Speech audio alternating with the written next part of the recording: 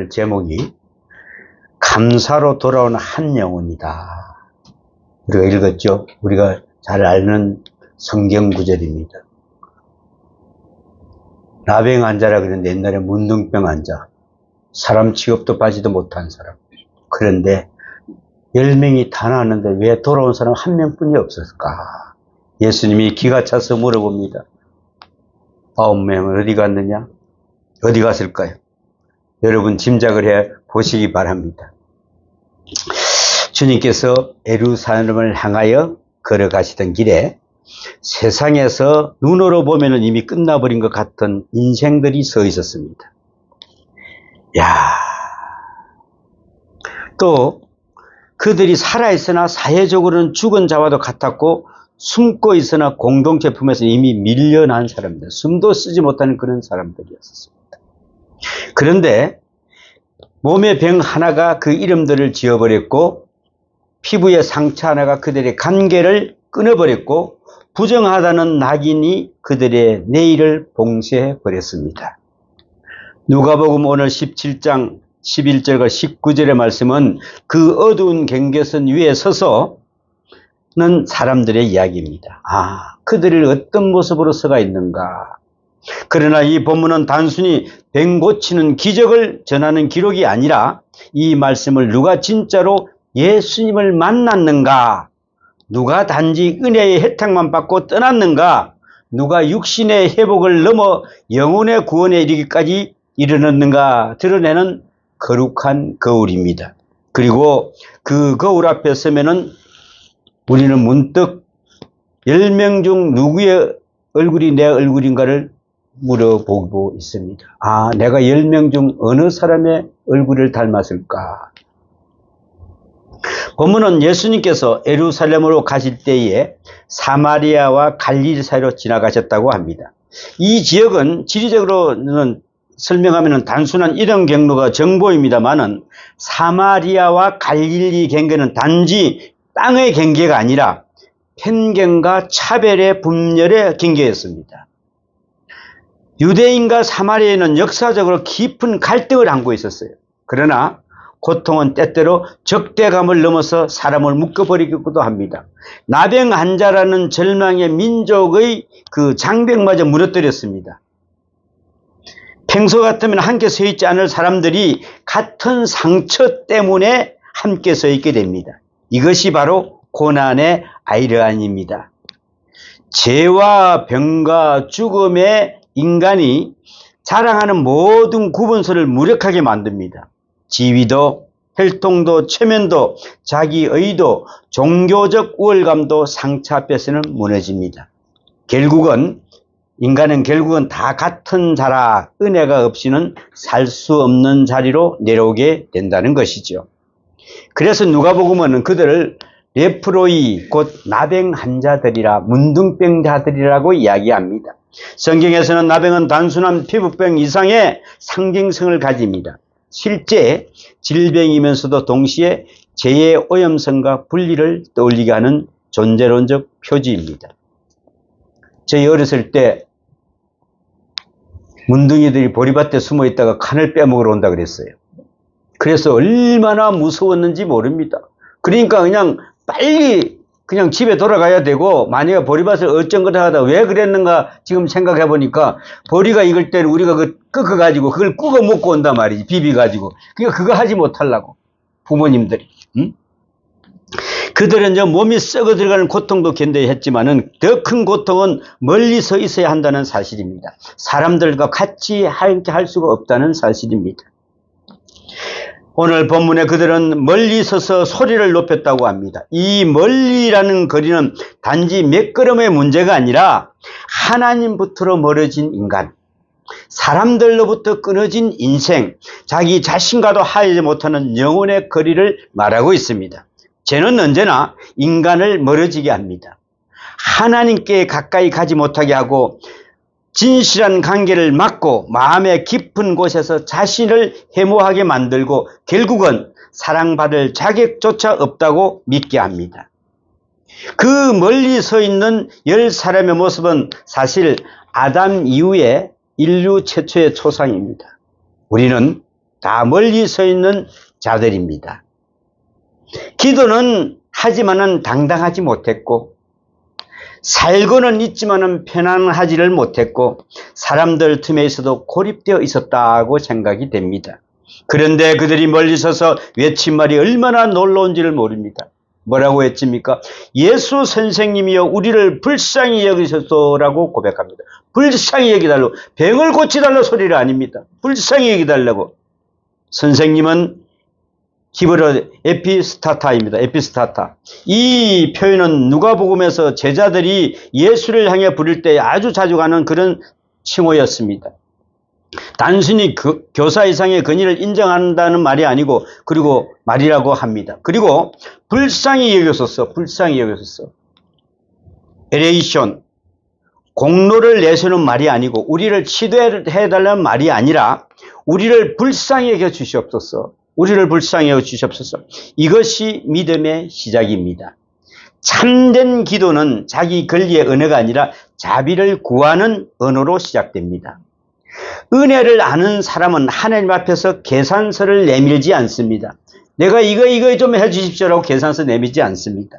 다만 빈손을 내밀 뿐입니다. 주님, 저는 받을만 해서가 아니라 불쌍해서 받아야 하는 사람입니다. 저는 자격이 있어서가 아니라 자비가 없으면 살 수 없는 사람입니다. 바로 이 부르짖음 속에서 복음의 문이 열립니다. 사랑하는 여러분, 우리는 생각보다 자주 하나님께 권리의 언어를 나아갑니다. 권리의 언어로. 이만큼 하시면 하나님 좀 들어주셔야 되는 거 아닙니까? 이 정도는 나는 받을 수 있는 자격이 있는 거 아닙니까? 아니, 저 사람보다는 좀 제가 낫지 않습니까? 그러나 은혜의 문은 공로의 열쇠로 열리지 않습니다. 궁일로 구하는 눈물로 열립니다. 은혜를 선한 사람에게 주시는 상장이 아닙니다. 죽어가는 사람이 살려달라고 외칠 때 비로소 베풀어 주시는 하나님의 자비입니다. 그러므로 기도의 깊이는 문장이 하렘이 있지 않고 마음의 가난함에 있습니다. 하나님은 완벽한 사람의 소리를 들으시는 분이 아니라 깨어진 사람의 탄식을 들으시는 분이십니다. 예수님은 그들을 보셨습니다. 여기서 가슴이 무너집니다. 세상은 피합니다. 율법은 거리를 두게 합니다. 사람들은 손가락질을 합니다. 그러나 예수님은 보십니다. 복음은 언제나 여기서 시작이 됩니다. 우리가 주님을 알아보기 전에 주님이 먼저 우리를 보셨습니다. 우리가 주님께 달려가기도 전에 주님은 이미 우리를 향해 눈을 두셨습니다. 그 시선은 생명을 부르는 창조의 시선이며 회복을 선언하는 구속의 시선이며 사랑받지 못한 인상에게서 나는 너를 안다라고 말씀하시는 아버지의 시선인 것입니다. 우리가 망가지고 흩어지고 냄새나는 상처를 안고 있을 때 그분은 시선을 거두지 않으셨습니다. 그런데 예수님은 응답은 어디가 의아합니다. 곧장 손을 고치신 것도, 손을 얹어 고치시고 안수한 것도 아니고 즉시 기적을 선포한 것도 아닙니다. 예수님은 가서 제사장들에게 너희 몸을 보이라고 말씀하십니다. 여러분, 그러면 여러분 가시겠어요? 안 가시겠어요? 가라라는 말 속에 순종의 시험이 들어 있습니다.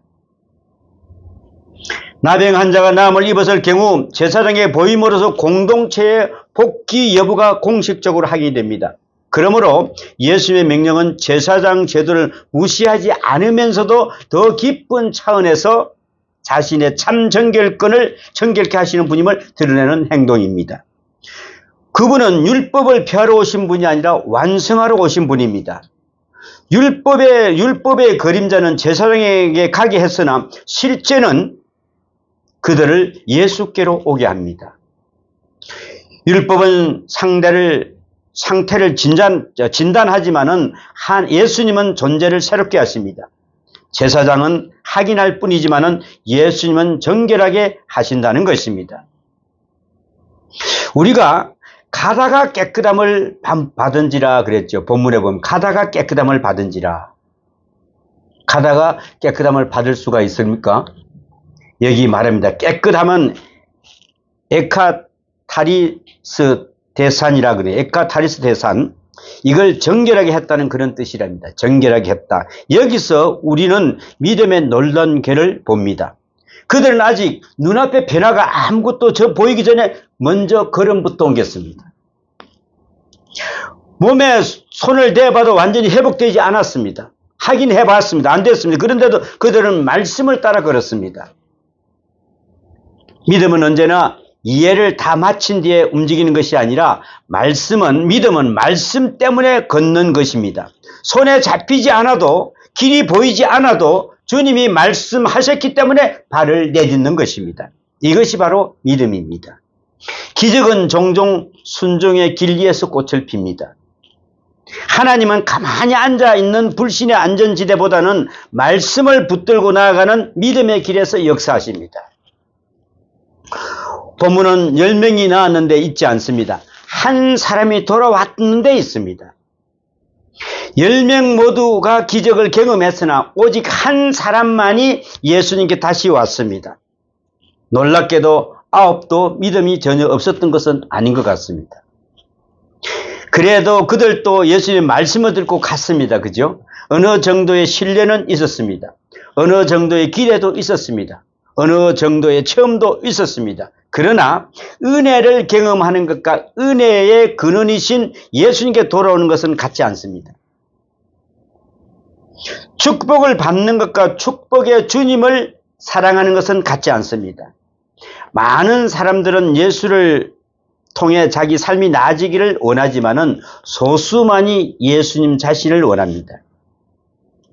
많은 사람들은 예수님을 필요로 하지만은 적은 사람들이 예수님을 사랑합니다. 그런데 9은 선물을 받았어요. 선물을 받고 떠났습니다. 한 사람은 선물보다 선물로 주신 분께 마음이 붙들렸습니다.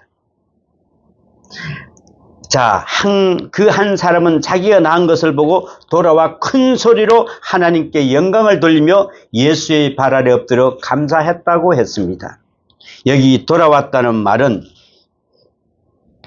히퍼스 트랩션이라고 그랬는데 그것은 단지 발걸음을 돌린 것이 아니라 존재의 중심으로 돌렸다는 것입니다. 그는 병에서 벗어난 자신의 몸만 바라보지 않았습니다. 그는 자기 인생에 개입하신 하나님을 보았습니다. 그리고 큰 소리로 하나님께 영광을 돌렸다고 했습니다. 병들었을 때는 도움을 청하기에 큰 소리를 냈고 나은 후에는 하나님께 영광을 돌리기에 큰 소리로 냈습니다. 참된 은혜는 탄식의 목소리로 찬양의 목소리로 바꾸어 놓았습니다. 복음은 한숨의 방향을 바꿉니다. 전에는 살려달라는 부르짖음이 있는데 이제는 주님 살려주셨다는 찬양이 있습니다. 그가 예수 발 앞에서 엎드렸다는 표현은 경배의 자세입니다. 몸이 나아지자마자 세상으로 달려가지 않았고 가족을 먼저 찾지 않았고 자기 미래의 청사진부터 그리지 않았습니다. 그는 예수님의 발 앞으로 왔습니다. 이것이 바로 구원을 받은 영혼의 방향입니다. 구원은 단지 상태의 호전이 아니라 중심의 이동입니다. 전에는 내가 인생의 중심이었지만 이제는 예수님이 중심이 되는 것입니다. 전에는 문제가 해결되는 것이 급했지만 이제는 주님을 놓치지 않는다는 것이 더 중요합니다. 전에는 살아남는 것이 목적이었다면 이제는 하나님께 영광을 돌리는 것이 인생의 기쁨이 되는 것입니다. 감사는 예절의 문제가 아니라 예배의 문제입니다. 감사는 교양이 아니라 구원받는 심령의 반응입니다. 그러나 누가복음은 이러한 한 문장으로 덧붙입니다. 뭐라고 합니까? 그는 사마리아인이었더라. 사마리아인. 이 말은 우연한 부연 설명이 아닙니다. 오히려 이 본문을 전체를 관통하는 역설의 칼날입니다. 예수님 당시 종교적으로 중심이라고 여겨졌던 자들이 아니라 변방의 사람, 멸시받는 사람, 이방인 취급을 받던 자가 돌아와서 예배자가 되었다. 이러는 말음입니다. 예수님은 묻습니다. 10사람이 다 깨끗함을 받지 아니하였느냐? 그 9은 어디 있느냐? 이 이방인 외에는 하나님께 영광을 돌리러 온 자가 없느냐? 사람들은 그를 바깥 사람으로 분류했지만은 예수님은 그를 믿음의 본보기로 세우십니다. 본문은 언제나 인간의 자격 질서를 뒤집습니다. 종교적 익숙함이 구원을 보장하지 않습니다. 교회에 오래 다녔다고 지식이 많다고 성경 지식이 많다고 외형적 경건이 있다고 자동적으로 예수님 발 앞에 엎드리는 것은 아닙니다. 때로는 교회 문 밖에서 울던 사람이 자기 죄와 상처를 뼈저리게 아는 사람이 은혜 없이는 살 수 없음을 철저히 아는 사람이 더 깊이 더 감사와 뜨거운 예배로 주님께 돌아온다는 것입니다. 여기서 우리는 복음의 한 중심 진리를 보게 됩니다. 은혜는 자격 있는 자의 소유가 아니라 자비를 아는 자의 몫이 되는 것입니다. 하나님 나라는 안에 있다고 자부하던 이들이 자기의 일을 깨뜨리고 밖에 있다고 무시당하는 이들을 불러 품으십니다. 이것이 바로 누가복음의 흐름이고 더 크게는 성경 전체의 구속사적 패턴입니다. 에덴 이후에 인간은 끊임없이 자기의 일을 쌓으려 했습니다. 바벨탑을 스스로 올라가는 인간의 탑이었고 바리새의 주인은 스스로 어렵다 여기는 영혼의 탑이었습니다. 그러나 하나님은 언제나 낮아진 자, 부러짓는 자, 자기 빈손을 아는 자를 붙드십니다. 사마리아인은 유대 종교 질서의 주변부 붙어 있었지만은 은혜의 중심에 서게 되었습니다. 왜입니까? 그는 나병만은 낳은 사람이 아니었기 때문에 그렇습니다. 그는 자기 비참을 아는 사람이었고 자비가 얼마나 귀한지를 아는 사람이었습니다. 예수님이 단지 병 고치는 능력자가 아니라 하나님께 영광을 돌리게 하는 구주의 주인이심을 알아본 사람이기 때문에 그렇습니다. 예수님은 마지막으로 그에게 말씀하십니다. 일어나 가라, 내 믿음이 너를 구원하였느니라 그랬습니다. 내 믿음이 너를 구원하였느니라. 여러분, 그분들은 9번 병은 났을 줄 모르겠지만 구원을 얻지 못하였습니다. 여기 구원하였느니라는 단지 병이 나았다는 뜻에 머물지 않습니다. 구원하다, 살리다, 온전하게 하다의 의미를 담고 있습니다. 10사람 모두가 정결함을 받았지만 이 한 사람에게는 그 이상의 선언이 주어졌습니다. 육체의 치유를 넘어 영혼 구원이 선포된 것입니다. 병이 낫는다는 것과 구원받는다는 것은 같지 않습니다. 문제 해결과 존재의 회복은 같지 않습니다. 예수님은 단지 상처를 봉합하는 분이 아니라 잃어버린 자를 찾으시고 죽은 자를 살리시는 구속주이심을 알게 된 것입니다. 여기서 본문에 거대한 전환이 일어납니다. 많은 사람들은 예수께 와서 자기 삶의 어떤 부분을 나아지기를 원합니다. 내가 예수 믿으면 건강도, 관계도, 물질도, 미래도, 자녀도, 평안을, 해답을 구합니다. 그것 자체가 잘못된 것이 아닙니다. 나병 환자들도 긍휼을 구했습니다. 우리의 필요를 아뢰는 것은 정당한 기도입니다. 그러나 문제는 거기에서 멈출 수 있다는 것입니다. 은혜를 받고도 은혜의 주님께 돌아오지 않는다는 것. 문제는 해결되었는데 예배는 회복되지 않았다는 것. 손은 채워졌는데 무릎은 꿇지 않는다는 것.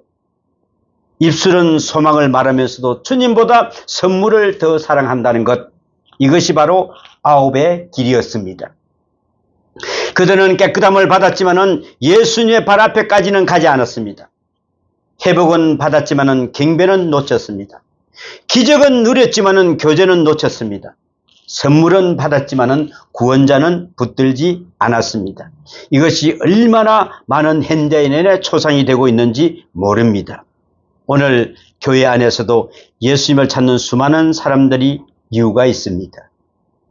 병 때문에, 사업 때문에, 자녀 때문에, 외로움 때문에, 미래 때문에, 불안 때문에 예배당에 옵니다.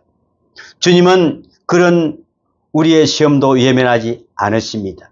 그러나 주님은 거기서 멈추지 않게 하십니다. 예수님은 단지 인생의 보조수단이 아니라 인생의 주님이 되기를 원하십니다. 단지 곤란할 때 불러내는 이름이 아니라 존재 전체가 경배해야 될 왕이 되시기를 원하십니다. 믿음은 문제 해결의 기술이 아닙니다. 믿음은 예수님께로 돌아와 그분 발 앞에 엎드리는 존재의 방향전환입니다. 감사는 그 방향전환의 꽃입니다. 감사는 은혜를 받은 사람이 드러내는 가장 향기입니다. 감사가 왜 그렇게 중요합니까? 감사는 은혜를 은혜로 알아보는 눈이기 때문에 그렇습니다. 그래서 여러분 조그만 것도 감사하십시오. 고난을 당할 때도 감사하십시오. 고통 안에서도 감사하십시오.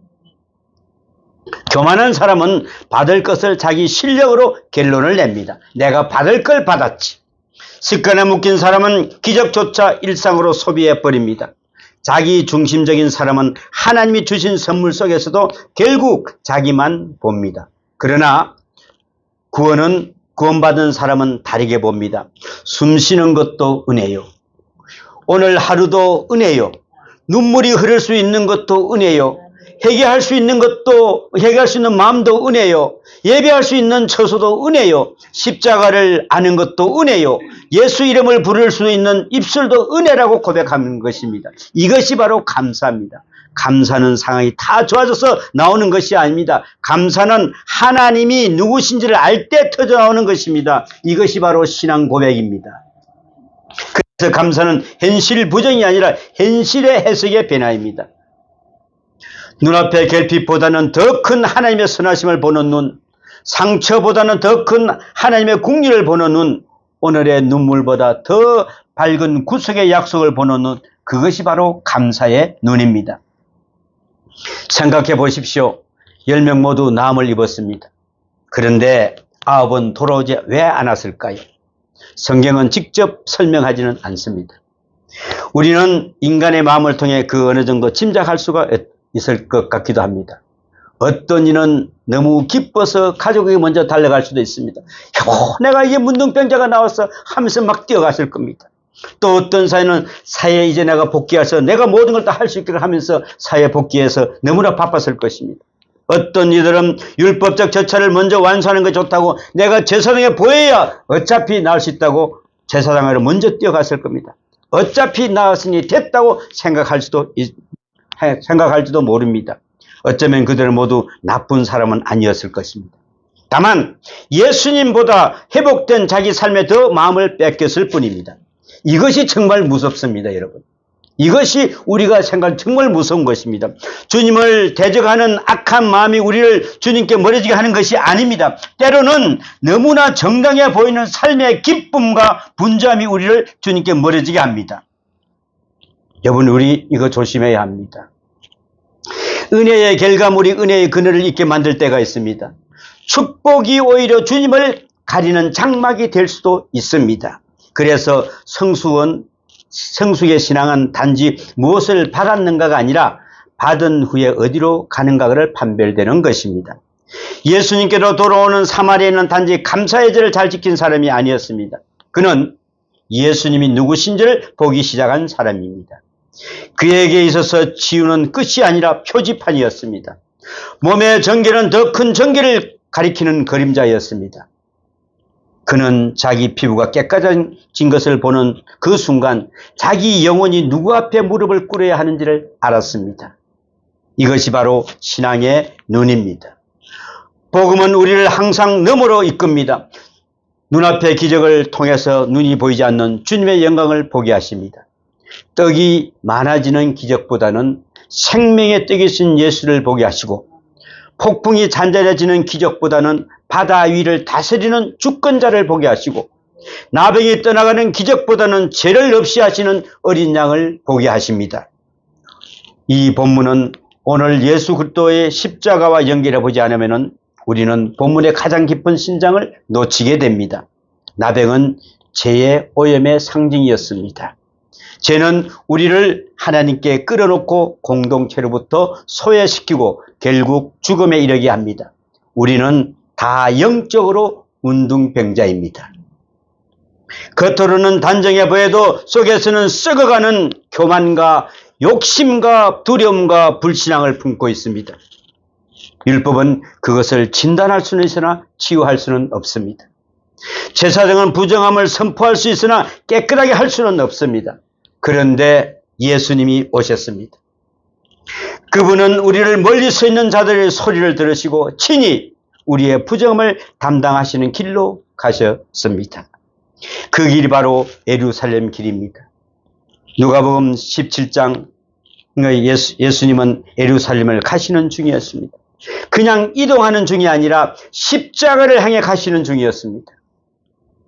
나병 환자들을 만나시는 이 장면 뒤에는 이미 골고다의 그림자가 드리워져 있었습니다. 왜냐하면 우리를 깨끗하게 하기 위해서는 누군가가 우리의 더러움을 짊어져야 하기 때문에 그렇습니다. 십자가에서 예수님을 부정한 자 취급을 받으셨습니다. 죄 없으신 분이 죄인처럼 밖으로 내몰리셨고 저주 없으신 분이 저주의 나무에 달리셨습니다. 생명의 주가 죽음의 자리로 내려가셨습니다. 이것이 바로 복음의 광해입니다. 우리는 멀리서 있어야 할 때에 하는데 그분이 버림받음으로써 우리가 가까이 오게 되었습니다. 우리는 격리되어야 하는데 그분이 십자가 밖으로 끌려가심으로 우리가 아버지 집 안으로 들어오게 됐습니다. 우리는 부정하다고 선고 아래 있는데 그분의 피가 우리를 깨끗하게 선언하셨습니다. 그러므로 누가복음 17장은 정결은 단지 피부의 회복이 아니라 십자가로 완성될 더 깊은 정결의 전조곡이었습니다. 예수님은 발 앞에 엎드리는 사마리아의 모습은 혹시 훗날 십자가의 부활을 복음을 듣고 예수 앞에 무릎을 꿇게 될 구원받은 죄인의 예표와도 같은 것입니다. 계획주의적 시선으로 보아도 본문은 은혜의 일방성과 인간의 무능성을 선명히 드러내놓고 있습니다. 10사람은 스스로 자신을 고칠 수가 없었습니다. 누구도 자기 상처를 봉할 수 없었습니다. 그들의 소망은 오직 예부로부터 오는 궁일 뿐이었습니다. 이것이 바로 전적 타락자예입니다. 인간은 자기 힘으로 자신을 정결하게 할 수 없습니다. 그러나 하나님은 그리스도 안에서 먼저 찾아오시는 은혜를 베풀어 주셨습니다. 예수님은 그들을 먼저 보셨고 말씀하시고 길을 여셨습니다. 그리고 참된 구원은 은혜의 선물을 받은 사람 안에서 감사와 예배라는 열매로 드러납니다. 감사가 구원의 원인은 아니지만은 구원받은 심령은 증거는 됩니다. 참된 믿음은 결코 차가운 지적 동의로 끝나지 않습니다. 반드시 예수님의 발 앞으로 돌아오게 만듭니다. 반드시 하나님께 영광을 돌리게 합니다. 반드시 자기 자랑보다는 주님을 높이게 합니다. 여기서 우리는 중요한 목회적 질문을 하나 붙들어 봅니다. 나는 지금 9인가? 한 사람인가? 나는 예수를 통해 도움을 받고 싶어 하는가? 아니면은 예수님 자신을 사랑하는가? 나는 기도가 응답이 되면 만족하는가? 아니면은 그 응답을 듣고 다시 주님의 발 앞으로 오는가? 나는 예배를 문제 해결 수단으로 사용하는가? 아니면은 예배 자체를 인생의 중심으로 삼는가? 나의 감사는 일시적인 감정인가? 아니면은 존재로 바꾸는 복음의 반응인가? 이 질문은 불편하지만 영혼에 살리는 질문입니다. 우리는 이 본문 앞에서 타인을 먼저 떠올리기 쉽습니다. 그래, 감사할 줄 모르는 사람이 문제지. 아닙니다. 본문은 나를 겨냥합니다. 9은 늘 다른 사람의 이야기 같지만 사실 우리의 일상은 자주 9의 길을 닮아가고 있습니다. 은혜를 받으면 금세 익숙해지고 도와달라 할 때는 간절하지만 받고 나면 바빠지고 위기 속에서는 주님을 붙들다가 평안 속에서는 자기 삶으로 흩어져 버립니다. 그러므로 이 본문은 정죄하라고 주신 말씀이 아니라 돌아오라고 부르시는 바로 하나님의 음성입니다. 오늘이라 다시 주님께 돌아오라는 바로 부르심입니다. 예전에 한 목사님께서 이런 신앙 간증을 고백을 하는 것을 같이 들었습니다. 어느 겨울날 큰 수술을 받고 살아난 그 교회 한 성도가 있었답니다. 의사도 저 사람은 가망이 없는 사람이야. 고개를 저을 만큼 위태로운 순간이었는데 정말 하나님의 은혜로 회복이 되었습니다. 교회는 너무나 기뻐했고 가족들 울며 정말 감사했습니다. 그런데 몇 달 뒤 그 성도는 예배를 드문드문 나오기 시작하더니 다시 바쁜 일상 속으로 돌아가 버리고 말았습니다. 사업도 회복되고 몸도 좋아지자 처음에 눈물은 서서히 사라져 버렸습니다. 여러분, 우리가 그럴 수 있습니다. 그런데 어느 날 그가 병원 정기검진을 받으러 갔다가 병실 앞에 의자에 홀로 앉아있는 한 노인을 보게 되었답니다. 그 노인은 퇴원한 날이 다가오는데도 찾아오는 가족이 아무도 없었답니다. 몸이 다 낫지 않았다고 포정에도 두려움이 가득했답니다. 그 성도가 무심코 말을 건넸습니다. 어르신 많이 힘드시죠? 그러자 노인이 조용히 말했습니다. 나는 몸이 낫는 것도 감사하지만 나를 찾아와 준 사람이 있다는 게 더 감사하네요. 여러분, 그 말이 그의 가슴을 콱 찔렀습니다. 집으로 돌아오는 길에 그는 차를 세워놓고 막 한참을 울었다고 합니다. 주님, 저는 몸이 살아나는 기적은 받았지만 저를 찾아오시는 주님을 잊고 살았습니다. 저는 병은 나았는데 영혼은 메말랐습니다. 이렇게 고백을 했답니다. 그날 이후 그는 예배를 의무로 드리지 않았답니다. 살아계신 주님께 돌아온 사람처럼 가기 시작했습니다. 기도가 길어지고 감사가 깊어지고 자기의 삶의 중심을 다시 주님께 드렸다고 했습니다. 사랑하는 여러분, 우리는 모두 어떤 방식으로든 그 성도와 닮아 있습니다. 몸이 낫던 형편이 풀리던 관계가 회복되던 길이 열리던 중요한 것은 그 다음입니다. 그 은혜 이후에 우리는 어디로 가느냐가 하는 것입니다. 감사는 받은 것을 세는 것이 아니라 찾아오신 분에게 돌아가는 것입니다.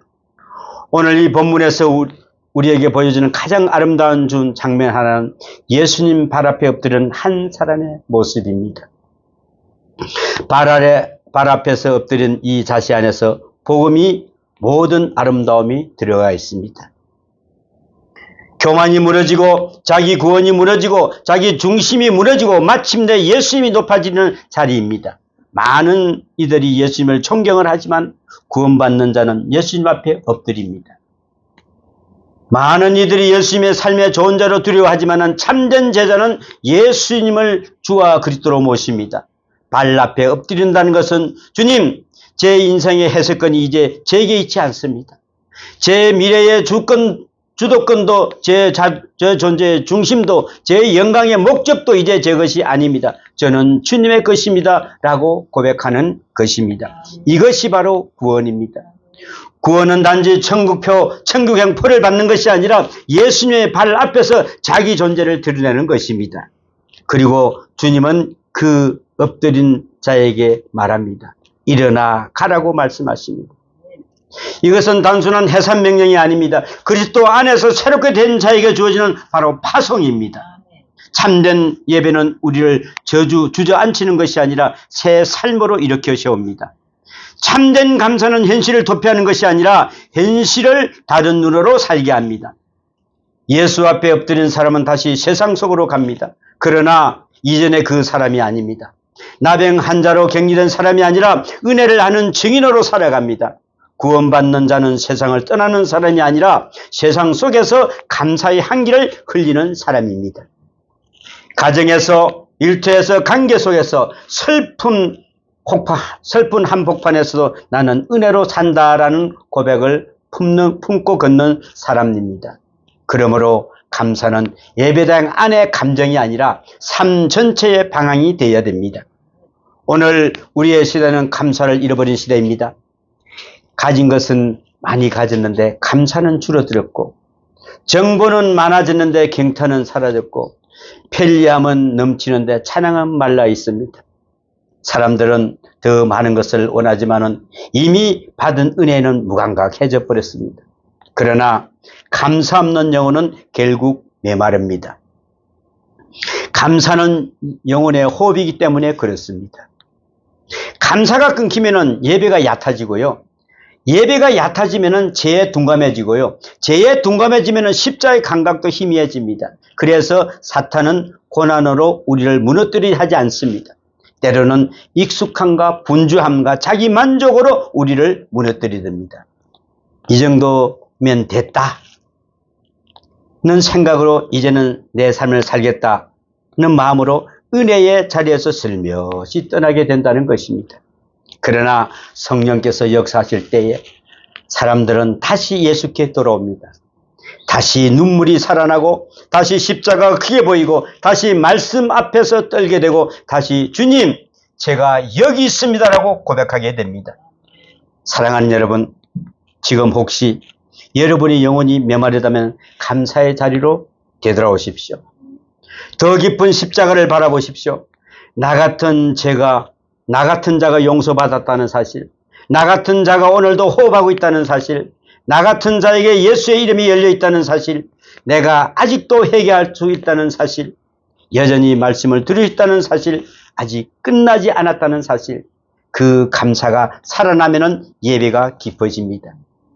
예배가 깊어지면 영혼이 살아납니다. 영혼이 살아나면 세상을 보는 눈이 바뀝니다. 그래서 감사는 신앙의 주변 장식이 아니라 중심 동력이 됩니다. 결국 이 본문은 10명의 이야기지만 동시에 한 분의 이야기입니다. 바로 예수님의 이야기입니다. 오늘도 주님은 멀리서 있는 우리를 향해 지나가십니다. 우리 안에 오랜 상처와 죄의 흔적과 그때 주님은 우리에게도 말씀하실 것입니다. 일어나 가라, 내 믿음이 너를 구원하였느니라. 이 말씀이 오늘 우리의 가슴을 찢고 들어와야 됩니다. 병든 부분이 아니라 존재 전체를 흔들리는 성령의 불이 되기를 축원합니다. 축복만 쫓는 무리가 아니라 축복의 주님께 돌아오는 사람이 되기를 바랍니다. 감사로 돌아온 사람에게 열렸던 그 구원의 문은 오늘도 예수 그리스도 안에서 우리에게 환히 열려 있습니다. 그 문으로 들어가시는 여러분이 되시기를 축원합니다. 기도합니다. 아버지 하나님 감사합니다. 일어나 내 믿음이 너를 구원하였느니라. 이 말씀이 오늘 내 심장을 찢고 들어오는 말씀이 되기를 원합니다. 내 존재를 살려내시는 성령의 불이 되기를 원합니다. 축복만 쫓는 자가 아니라 축복의 주님께 돌아오는 사람이 되기를 원합니다. 오늘 주님 이 말씀이 가지고 살 때에 성령으로 거듭나는 복된 삶이 되기를 도와주시옵소서. 이 모든 말씀 우리 주 예수님 이름으로 기도하옵나이다. 아멘.